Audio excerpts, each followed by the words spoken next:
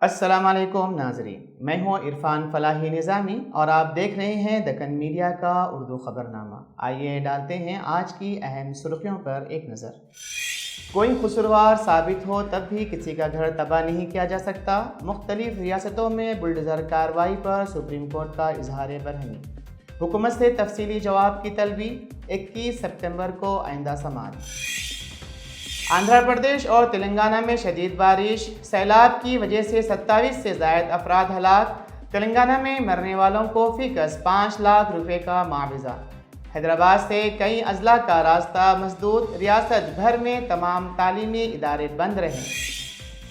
RSS نے ذات پات کی مردم شماری سے سماج کے اتحاد کو بتایا خطرہ۔ ایک حساس مسئلے کو انتخابی مقاصد کے لیے استعمال نہیں کرنا چاہیے، بڑے پیمانے پر ہم آہنگی کو فروغ دینے کے لیے کیا جائے گا کام۔ مسلمانوں پر ہجومی تشدد کے واقعات، کھلی چھوٹ ملنے سے شرپسندوں کے حوصلے بلند۔ راہل گاندھی نے BJP پر نفرت پھیلانے اور کھلے عام تشدد کا لگایا الزام۔ اسرائیلی وزیر اعظم نیتن یاہو کے خلاف سڑک پر اترا عوامی سیلاب۔ مظاہرین نے دیا فوری جنگ بندی پر زور۔ حکومت یرغمال بنائے گئے لوگوں کی بحفاظت رہائی میں پوری طرح ناکام۔ 8 لاکھ ملزمین نے کیا ہڑتال کا اعلان۔ اب خبریں تفصیل سے۔ سپریم کورٹ نے مختلف ریاستی حکومتوں کی طرف سے بلڈوزر کارروائی پر سخت برہمی کا اظہار کیا ہے۔ ایک عرضی پر سماعت کرتے ہوئے سپریم کورٹ نے کہا کہ کیا کوئی صرف اس لیے کسی کا گھر تباہ کر سکتا ہے کہ وہ ملزم ہے۔ حکومت اور انتظامیہ کی کارروائی پر سوال اٹھاتے ہوئے عدالت نے کہا کہ اگر کوئی شخص قصوروار ہو تب بھی اس کا گھر نہیں گرایا جا سکتا۔ سالیسیٹر جنرل تشار مہتا نے اس بات کو قبول کرتے ہوئے واضح کیا کہ جن کے خلاف کارروائی کی گئی ہے انہیں غیر قانونی قبضوں یا تعمیرات کی وجہ سے نشانہ بنایا گیا ہے، نہ کہ جرائم کے الزامات کی وجہ سے۔ سپریم کورٹ نے کہا کہ وہ کسی بھی غیر قانونی تعمیر کو تحفظ نہیں دے گی۔ ہم پورے ملک کے لیے رہنما اصول طے کرنے پر غور کر رہے ہیں۔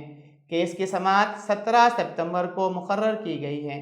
جسٹس وشواناتھن نے حکومت سے تفصیلی جواب مانگا ہے۔ عدالت نے حکومت کو نوٹس کارروائی اور دیگر الزامات کا جواب دینے کی ہدایت دی ہے۔ جمعیت العلماء ہند نے ایک عرضی دائر کرتے ہوئے ریاستی حکومت سے منمانی طور پر گھروں پر بلڈوزر چلانے پر پابندی لگانے کا مطالبہ کیا۔ عرضی میں UP، مدھیہ پردیش اور راجستھان میں بلڈوزر کی حالیہ کارروائیوں کا حوالہ دیتے ہوئے اقلیتی برادری کو نشانہ بنانے کا الزام لگایا گیا ہے۔ درخواست میں بلڈوزر انصاف کے رجحان کو روکنے کے لیے سپریم کورٹ سے جلد سماعت کی اپیل کی گئی ہے۔ آندھرا پردیش اور تلنگانہ میں شدید بارش سے سیلاب کی صورتحال پیدا ہو گئی ہے۔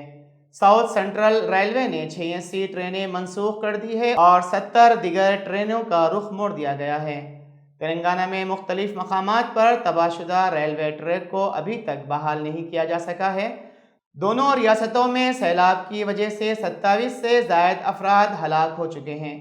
آندھرا پردیش حکومت نے وجے واڑہ میں سیلاب سے متعلق امدادی کارروائیوں کو انجام دینے کے لیے مرکز سے 40 پاور بوٹس حاصل کیے۔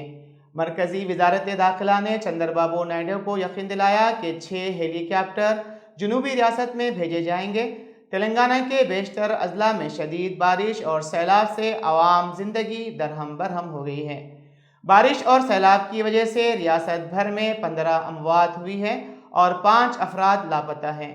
ہزاروں لوگوں کو کیمپوں میں رکھا گیا ہے۔ چیف منسٹر ریونت ریڈی نے بارش اور سیلاب کی تباہی صورتحال کا جائزہ لیتے ہوئے بارش سے مرنے والوں کو فی کس 5 لاکھ روپے معاوضہ دینے کا اعلان کیا۔ اس کے علاوہ فصلوں کی تباہی پر بھی معاوضہ دینے کا اعلان کیا ہے۔ موسلادھار بارشوں سے شہر حیدرآباد کا کئی اضلاع سے راستہ پوری طرح متاثر ہو جانے سے مشکلات کا سامنا کرنا پڑ رہا ہے اور بیشتر شاہراہوں پر کئی کلومیٹر تک ٹریفک جام اور سڑکوں پر تیز پانی کے بہاؤ کی اطلاعات ہیں۔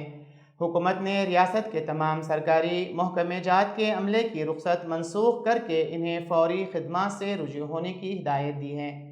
تلنگانہ کے کھمبم میں سیلاب کے پانی میں پھنس جانے والے 9 افراد کو محفوظ طریقے سے بچا لیا گیا۔ شدید ترین بارش کی وجہ سے کھمم شہر سے گزرنے والی منیر ندی میں زبردست طغیانی آئی۔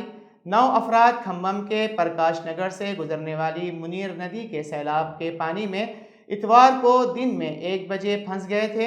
کھمم شہر کے عوام ریاستی حکومت کے تعاون سے 11 گھنٹوں کی جدوجہد کے بعد 9 افراد کو بچا لیا گیا۔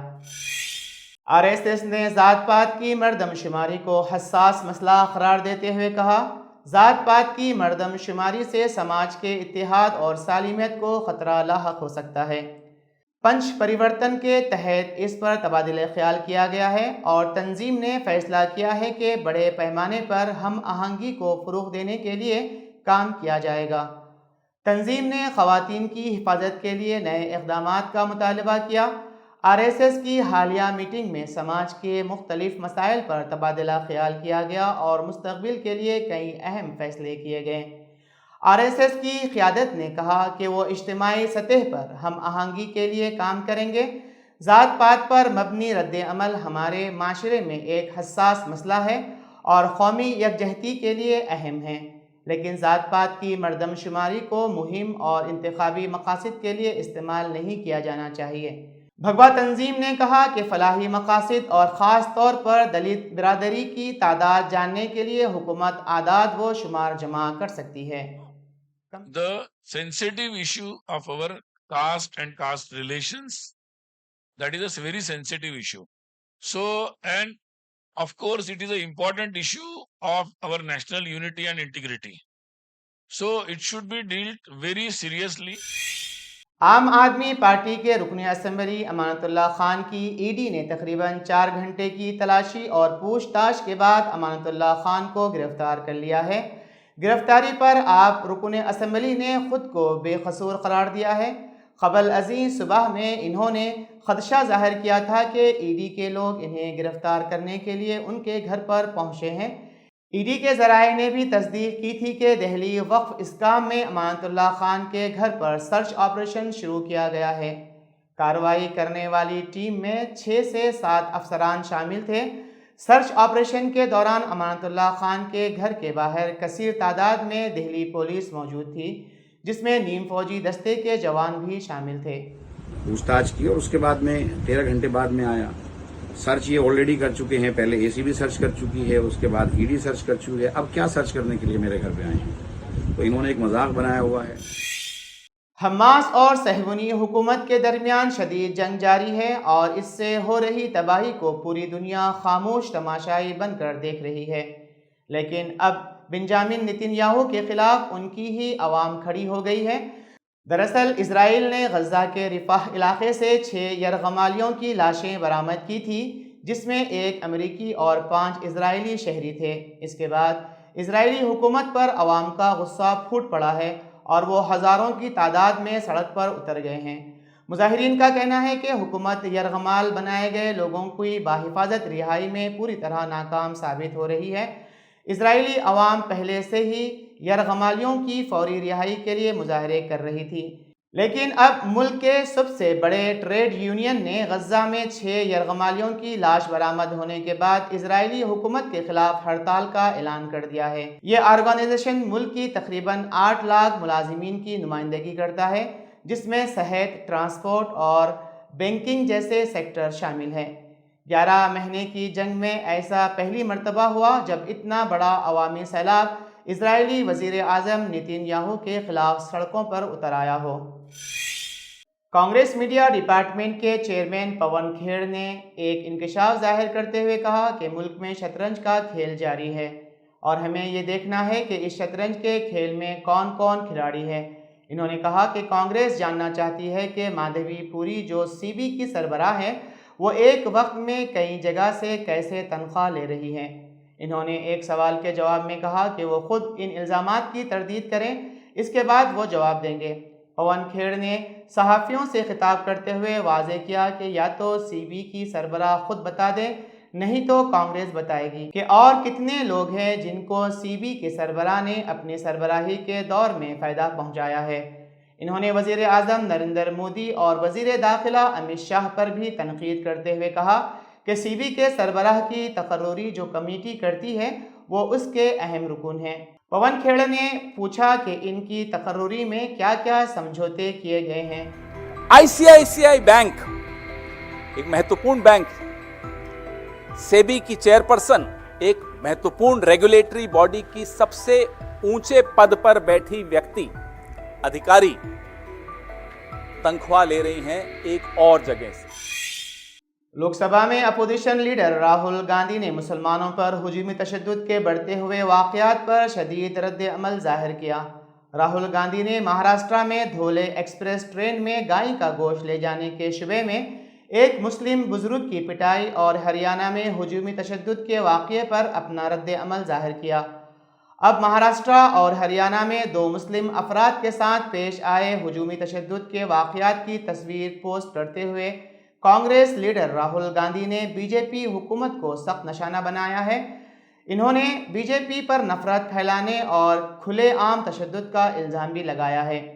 कांग्रेस लीडर राहुल गांधी ने एक्स पर एक पोस्ट में लिखा कि नफरत को सियासी हथियार के तौर पर इस्तेमाल करके इक़्तिदार की सीढ़ी पर चढ़ने वाले पूरे मुल्क में खौफ का राज कायम कर रहे हैं। भीड़ की शक्ल में छुपे नफरत अंगेज अनासिर कानून के हुक्मरानी को चैलेंज करते हुए खुलेआम तशद्दुद फैला रहे हैं। इन शरपसंदों को बीजेपी हुकूमत से खुली छूट मिल गई है, इसलिए इन्होंने ऐसा करने का हौसला पैदा किया है। अक़लियतियों बिलखुसूस मुसलमानों पर मुसलसिल हमले जारी हैं और हुकूमती मिशनरी खामोश तमाशाई बनकर देख रही है। ऐसे शरपसंद अनासिर के खिलाफ सख्त तरीन कार्रवाई करके क़ानून की हुक्मरानी कायम की जाए। हिंदुस्तान के फ़िरक़ावाराना इत्तेहाद और हिंदुस्तानी अवाम के हुकूक़ पर कोई भी हमला आइन पर हमला है, जिसे हम हरगिज़ बर्दाश्त नहीं करेंगे। चाहे बीजेपी कितनी ही कोशिश कर लें, हम नफ़रत के ख़िलाफ़ हिंदुस्तान को मुत्तहिद करने की इस तारीख़ी जंग को हर कीमत पर जीतेंगे। All India Muslim personal law board की एक हंगामी मीटिंग हुई, जिसकी सदारत सदर बोर्ड मौलाना खालिद सैफुल्लाह रहमानी की। इस हंगामी मीटिंग में कई अहम फैसले लिए गए हैं। अरकान ने जॉइंट पार्लिमानी कमेटी के इस फैसले का खैर मकदम किया कि वक्फ बिल पर तमाम मुतल्लका अफराद को कमेटी के सामने अपनी बात रखने का मौका दिया जाएगा। अलबत्ता all India Muslim personal law board chairman पार्लिमानी committee से मुतालिबा करता है कि वो सिर्फ मुसलमानों ही से राय और मशवरा तलब करे, क्योंकि मुसलमानों से मुताल्लिक़ ही मसला है। बोर्ड की कोशिश होगी कि ज़्यादा से ज़्यादा मुसलमान जॉइंट पार्लिमानी कमेटी को ईमेल या डाक के ज़रिए ये जवाब भेजें कि वक्फ तरमीमी बिल की तकरीबन तमाम तरमीमात वक्फ एक्ट 1995 को कमज़ोर और वक्फ इमलाक के कब्ज़े की राह हमवार करती है, लिहाजा हम उसे मुकम्मल तौर पर मुस्तरद करते हैं और मुतालिबा करते हैं कि हुकूमत उसे फिलफौर वापस ले ले। बोर्ड मुसलमानों की तमाम दीनी व मिली जमातों, इदारों, तमाम मकातिब फ़िक्र व मसालिक से वाबस्ता ज़िम्मेदार अफराद व शख्सियात से अपील करता है कि वो 12 सितंबर 2024 से पहले इस काम को ज़रूर मुकम्मल कर लें। ऑल इंडिया मजलिस इत्तेहादुल मुस्लिमीन के सरबराह असदुद्दीन अवैसी ने वक्फ तरमीमी बिल 2024 पर तनकीद की और पीर को तेलंगाना में एक एहतजाजी इजलास में मुल्क गिर सतह पर मुजाहरा करने का ऐलान किया। बिल के खिलाफ एक एहतजाजी मीटिंग में AIMIM के सरबराह ने कहा कि all India Muslim personal law board ने मुल्कगीर एहतजाज शुरू करने का फ़ैसला किया है और लोगों को आगाह करने का फ़ैसला किया है। महबूब नगर में एक प्रोग्राम से खिताब करते हुए इन्होंने मज़ीद कहा कि आवाम को बताया जाएगा कि ये बिल जो मोदी हुकूमत लाई है हमारे आइन के खिलाफ कैसे है। ये भारत की आइन संविधान की दफा 14 के खिलाफ है, दफा 25 और 26 के खिलाफ है और ये भारत की आइन में जो हमको मजहबी आज़ादी दी गई है उसके भी खिलाफ है। यूनाइटेड मुस्लिम फोरम ने महाराष्ट्र में हुजूर अकरम सल्लल्लाहु अलैहि वसल्लम की शान में गुस्ताखी के मुर्तकिब अफराद के खिलाफ सख्त कार्रवाई का मुतालिबा किया। फोरम ने महाराष्ट्र के वाक़ये पर सख्त बरहमी का इजहार करते हुए कहा कि हुजूर अकरम सल्लल्लाहु अलैहि वसल्लम की शान में गुस्ताखी नाकाबिले बर्दाश्त है। यूनाइटेड मुस्लिम फोरम ने मरकज़ी हुकूमत के मौजूदा वक्फ तरमीमी क़ानून 2024 को मुस्तरद करते हुए कहा کہ بل کے خلاف مہم چلانے کا فیصلہ کیا۔ فورم نے ملک کے مختلف علاقوں میں ماب لنچنگ کے واقعات پر حکومتوں کی مجرمانہ خاموشی کی مذمت کی اور کہا کہ اشرار کے حوصلے بلند ہو رہے ہیں۔ ماب لنچنگ کے واقعات کو روکنے کے لیے سخت قانونی کارروائی ضروری ہے۔ اجلاس میں کہا گیا کہ مسلمان شان رسالت میں گستاخی کو ہرگز برداشت نہیں کر سکتا۔ مہاراشٹرا کے واقعے پر کارروائی کے بجائے حکومت گستاخ کو تحفظ فراہم کر رہی ہے۔ فورم نے شان رسالت میں گستاخی، مسلمانوں پر مظالم اور دیگر واقعات پر مقدمات کے اندراج کے لیے لیگل سیل کے قیام کا فیصلہ کیا۔ ائمہ اور خطباء سے اپیل کی گئی ہے کہ وہ مسلمانوں میں وقف بل کے خلاف شعور بیداری میں اہم رول ادا کریں۔ آج کے لیے فی الحال اتنا ہی، کل پھر ملاقات ہوگی نئے خبروں کے ساتھ۔ دیجیے اجازت، اللہ حافظ۔